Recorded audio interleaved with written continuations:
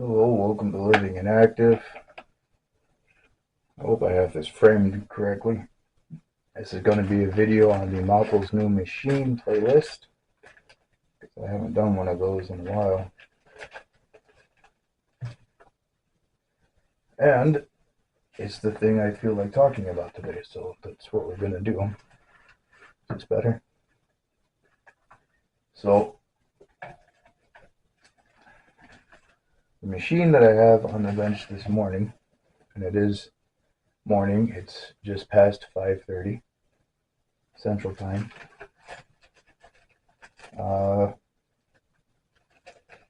Is a Singer Touch and Sew Special Zigzag Model 648. I keep forgetting to actually look for the serial number for this thing, so I know what year it was made, but I'm guessing this is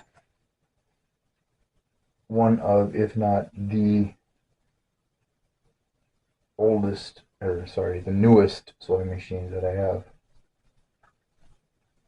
This thing right here, I don't think is actually going to go on there. So these particular machines have something of a bad reputation. They have all kinds of cool features or whatever. These are, I don't know if you can see that. I got a monkey with the camera now already. But if you can see that, there's actually a little,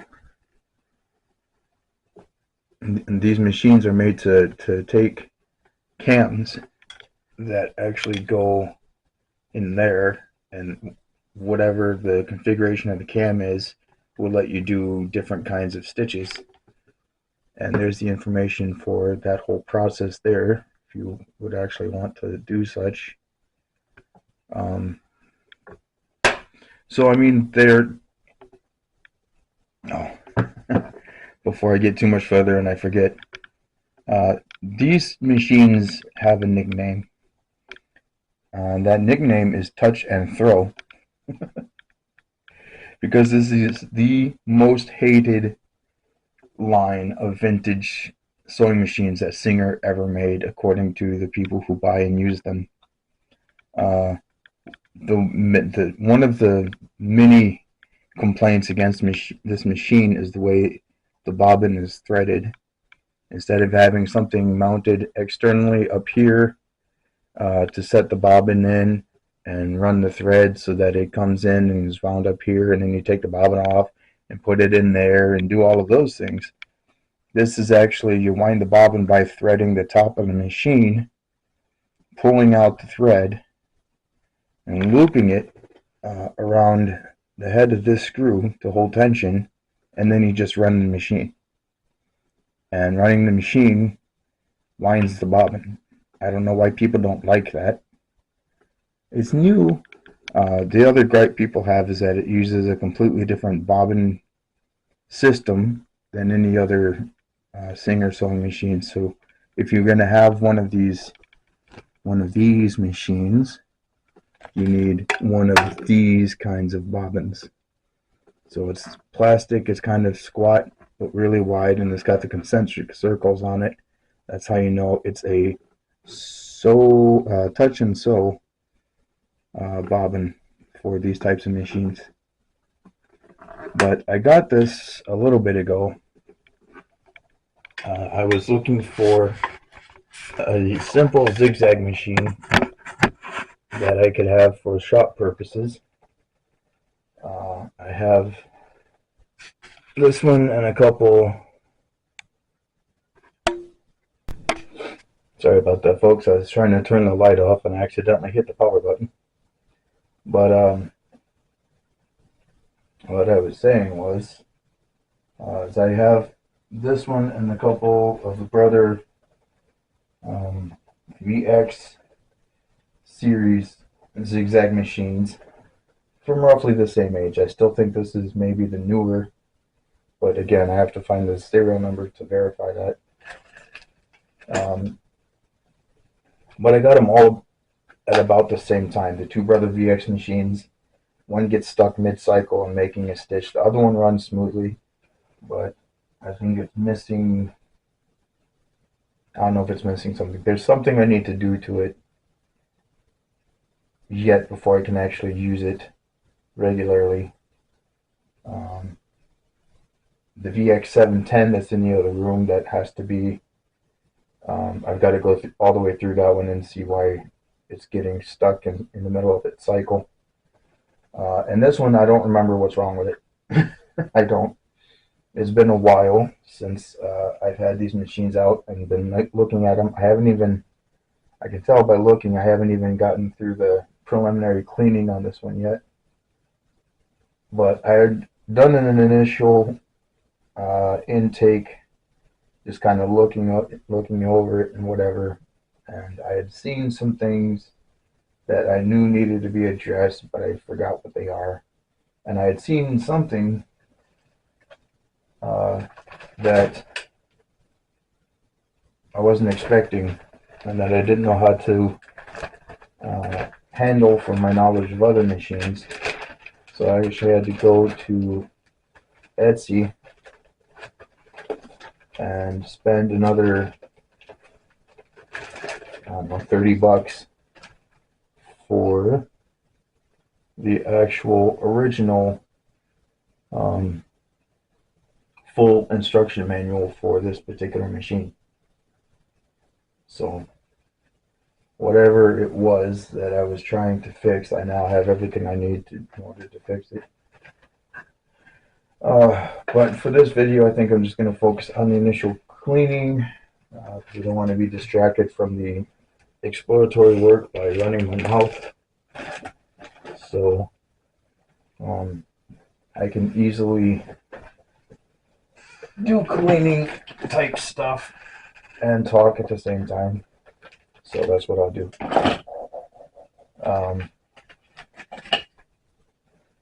But sort of the topic for this video, and yes, there is a topic.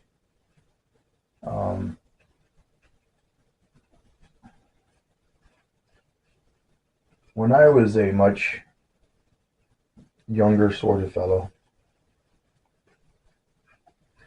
like my entire life, I wanted to be a professional artist. I wanted to paint, I wanted to draw, I wanted to be good at it. I wanted to bring people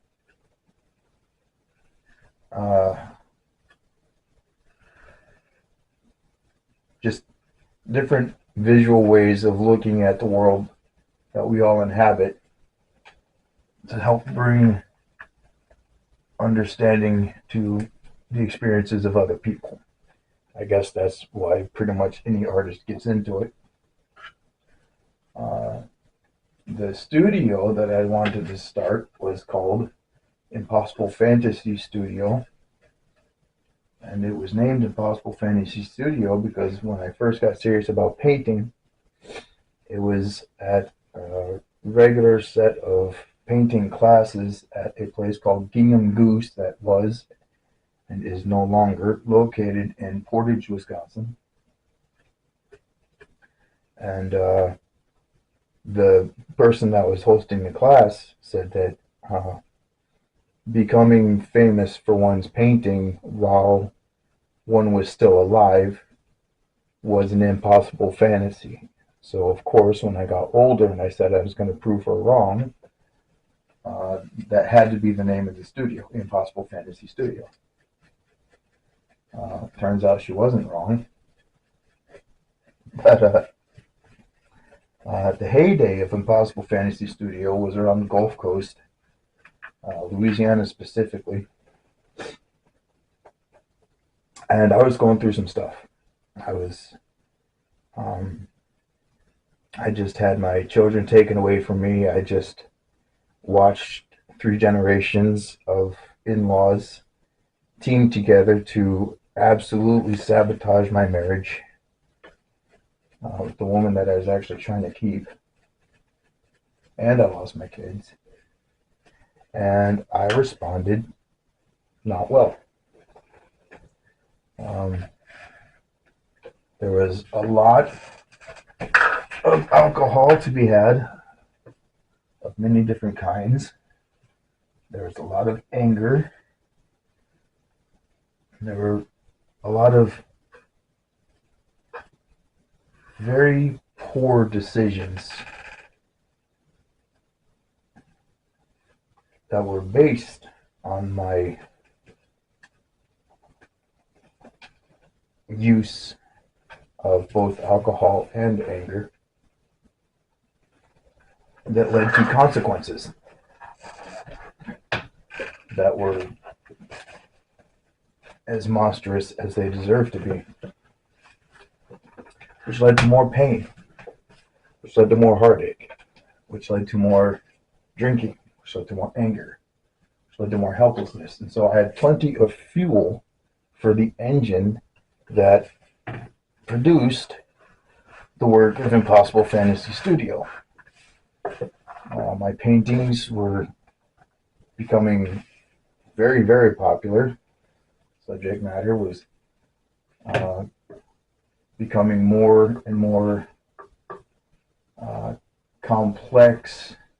My technique was becoming more and more expressive, much more nuanced, and all of these things.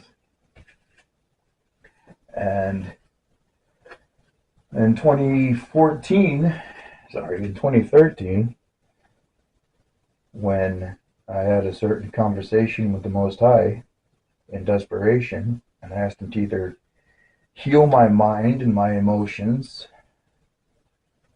or kill me. But if he didn't kill me, then I wanted to be able to heal and to learn who he is for real, what he has said for real, what my place in there is before him for real. I wanted to know his character. Obviously, I'm not dead, which is a great thing to happen when you dare God to kill you. But one of the first things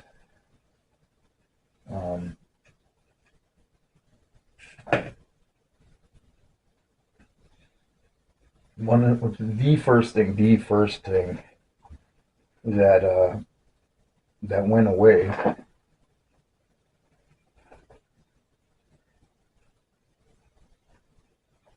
Sorry, I got in my toolkit. I lost track. See, I guess I can't talk and do the simple things at the same time. The first thing that went away was the alcohol. And it happened in this way. I was still around the people that had caused the incident that led me to issue God such a foolish dare. I couldn't handle it. And I didn't know what else to do, so one night I'd actually purchased a great quantity of rum, and it was my intention to drink myself into an alternate census status, and I was serious about it.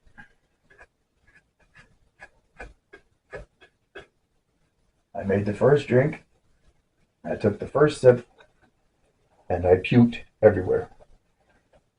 And I have not touched a single drop of alcohol since that moment. Apparently, God was serious about keeping me alive. He did it like he meant it. The unexpected consequence of that, however, was that I soon discovered that as I was getting sober and I was learning how to forgive, I didn't have anything to say with my artwork anymore. This wasn't a bad thing. This led to me realizing that I had other things to devote my time and resources to other than chasing an impossible fantasy. And I hadn't realized how much, or to what extent, my horrible decision making, my addictions, and my raging bitterness towards certain select human beings was actually fueling what I was putting on canvas. I mean, I knew to some extent, but I didn't know that my ability to do all kinds of cool and crazy things or whatever, to say all kinds of cool and crazy things was going to go away. What does that have to do with sewing machines? Well, here I am, many years later. This, by the way, is just a little bit of water on the Q-tip. Not a lot, not enough to make like bubbles or anything, but just to get it like moist and get the solvent properties of water put to work to some of the denser grime, fingerprint smudges and stuff like that that's on the machine.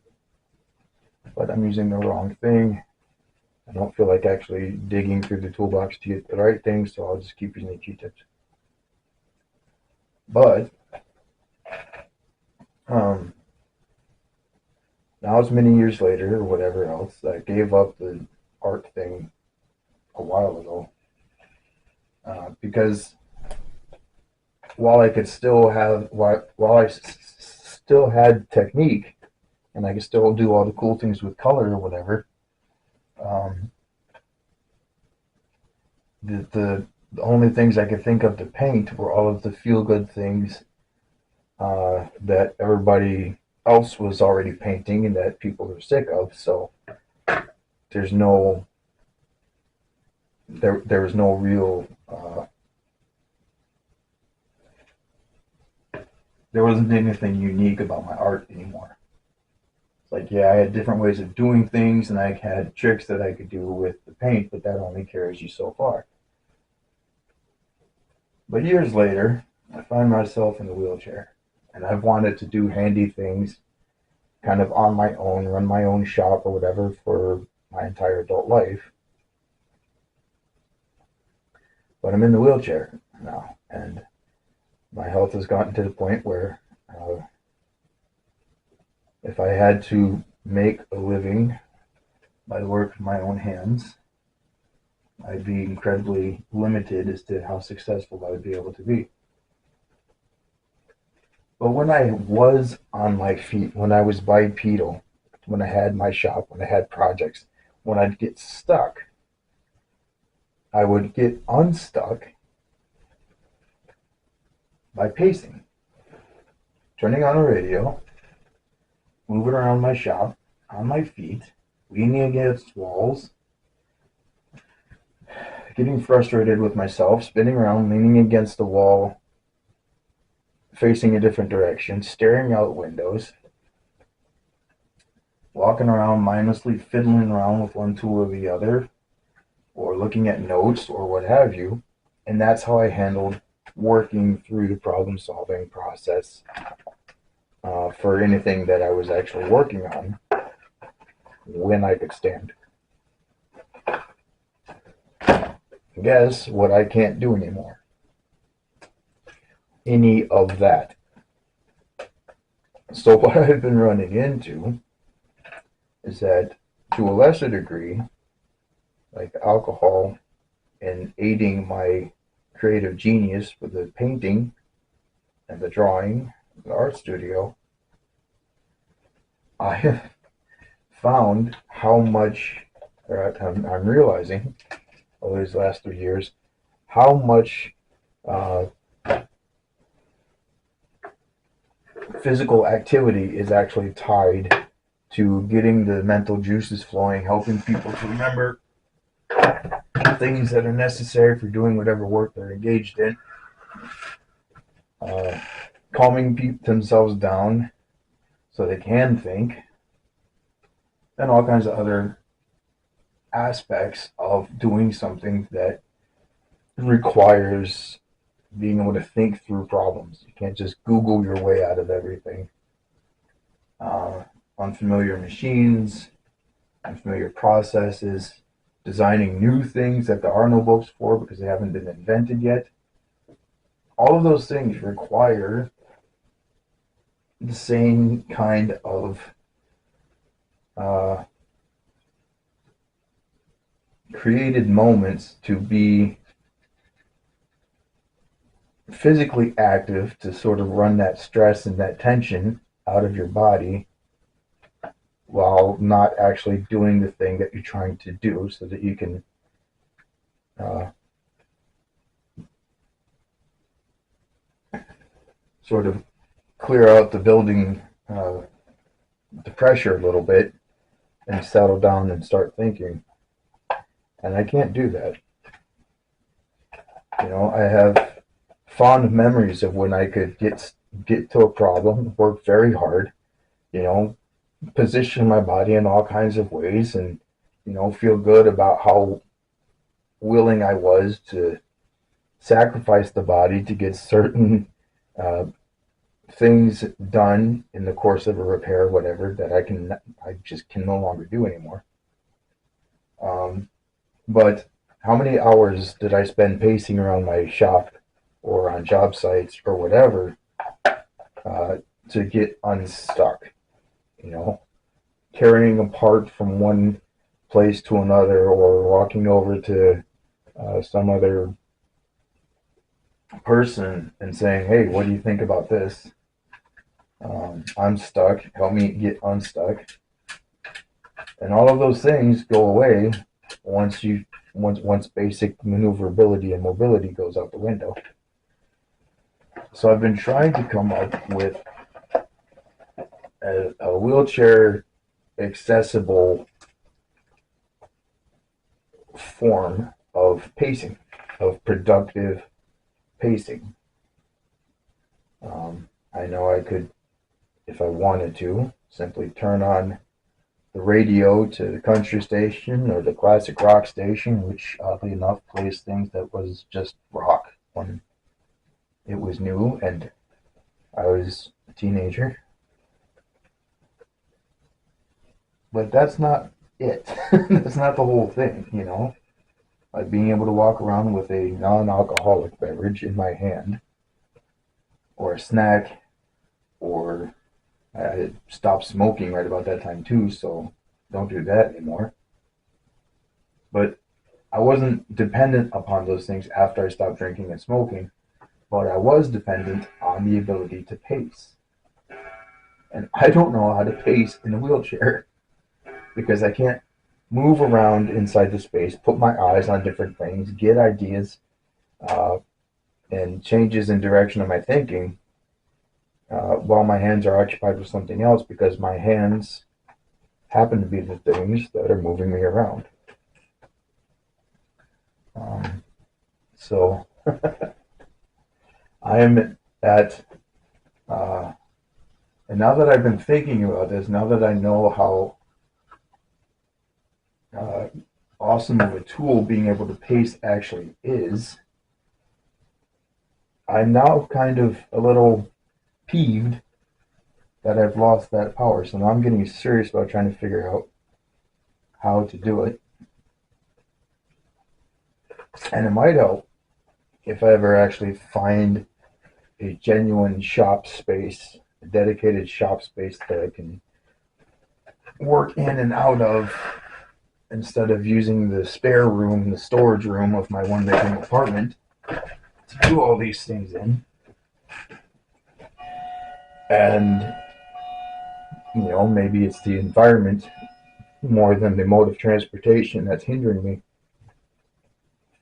But I just thought it was interesting how the tiniest little things that you don't think about really do factor in to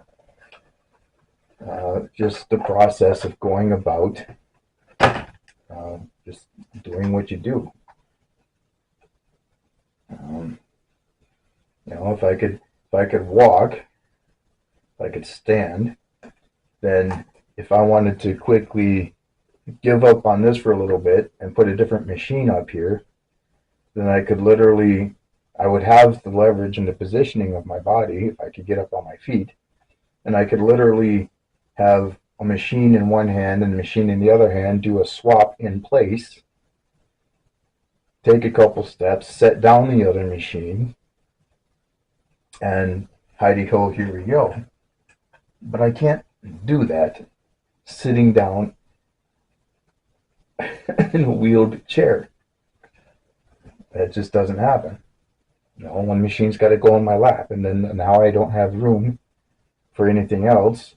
And besides, I've got to have my hands free in order to turn the wheelchair, and everything's got to be done pretty much at this level. Like I can't stand over anything. Like designing things is problematic because I can't stand over a table with everything laid out and just bend at the waist and extend my arm and have that much greater length to the other side of the table. I'm literally like a little kid, trying to reach a plate of cookies at the big people's table. In all of this stuff, and it really does affect workflow and productivity and just all of the processes and the cool little things that are helpful when it comes to solving problems, thinking through problems. Being able to quickly rearrange things to see things in a different way, come up with different solutions that are more practical. And that's why, this is one of the big things behind, people saying, well, you're only disabled because the world isn't built for you. And I have to keep reminding people, including other disabled people, no, you are disabled because there are things you cannot do. Very simple things that other people take for granted. That's why you are disabled. So it doesn't matter how many ramps anybody builds, I still can't stand over my work at a table and maximize the efficiency of what I do and the effectiveness of my body position and body mechanics and things like that. My strength that I have left, I can't do any of that. And a ramp isn't going to fix any of that. But, yeah, so that's the, I don't know.